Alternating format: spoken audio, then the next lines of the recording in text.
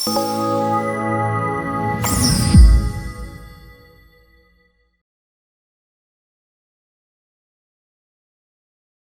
పెళ్లిళ్ళు జరగటానికి ఒక సీజన్ అనేది ఉంటుంది.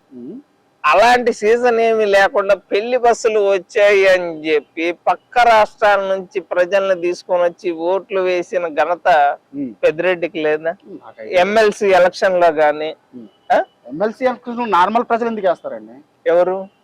అవన్నీ పట్టభద్రుల ఎలక్షన్. రెండు మీరు ఎమ్మెల్సీ ఎలక్షన్స్ అంటే కనీసం డిగ్రీ చదివి ఉండాలని క్వాలిఫికేషన్స్ ఉన్నాయి. కానీ అక్కడ 2-3 తరగతి చదివే వాళ్ళు ఓట్లు వేసారు. మీకు తెలుసా, జగన్మోహన్ రెడ్డి అధికారంలోకి వచ్చిన తర్వాత ఉల్లిపాయతో బంగాళదుంప కూర వండారు, రాజధాని లేకుండా రాష్ట్రాన్ని పాలించాడు. జగనన్న వదిలిన బాణం ఉల్లిపాయ బంగాళదుంప ఆయన అన్నారా? మీరు ప్రచారం చేశారా? మేం ప్రచారం చేయలే.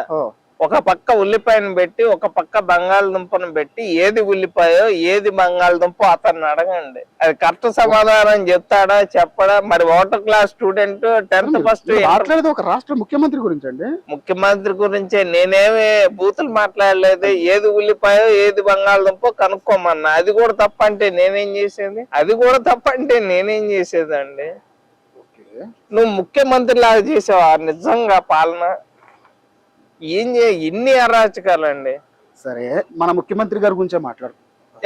మన ముఖ్యమంత్రి గారి గురించే మాట్లాడు. 38 కేసుల గురించి కానీ, కోడికత్తి కేసు కానీ, బాబాయ్ కేసు కానీ. తార్నాక దగ్గరేనంట స్కూల్. ఒకసారి మీరు వెళ్ళి అడిగిరా. ఏంటిది?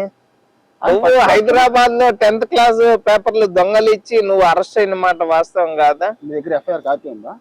ఒక పేపర్ లో చిన్న ఒక లైన్ చదవమంటేనే నువ్వు తెలుగులో చదవలేవే. నీ తెలుగు గురించి షిమ్లా అనే చెప్పింది. ఈ రోజులో సిబిఎస్ఈ సిలబస్ బోర్డు మంచి అవుతున్నారు సార్. సిబిఎస్ఈ సిలబస్ బోర్డు మంచి అవుతున్నారు. తెలుగు చదవని వాళ్ళు కూడా కొంతమంది ఉన్నారు. ఇబ్బందిగా చదువుతారు, కొంచెం ఇబ్బందిగా చదువుతారు. దానికే మీరు ఆయన అన్ని మాట్లాడుతున్నారు. జగన్మోహన్ రెడ్డి క్వాలిఫికేషన్ ఏంటండి? డిగ్రీ అంటండి, ఫస్ట్ క్లాస్ స్టూడెంట్. ఆయన చెప్పారు, నాకు తెలియదు. నేను సర్టిఫికేట్ ఎప్పుడు చెక్ చేయలేదు. బీకామ్ చదివి సాఫ్ట్వేర్ ఎంప్లాయ్ అవుదామని ఆయన మీకు చెప్పారా? నాకైతే తెలియదు. ఆయన ఎప్పుడు ఫస్ట్ క్లాస్ స్టూడెంట్ అని సాక్షాత్తు అసెంబ్లీలోనే చెప్పారు. అసెంబ్లీ అంటే దేవాలయం కదండి.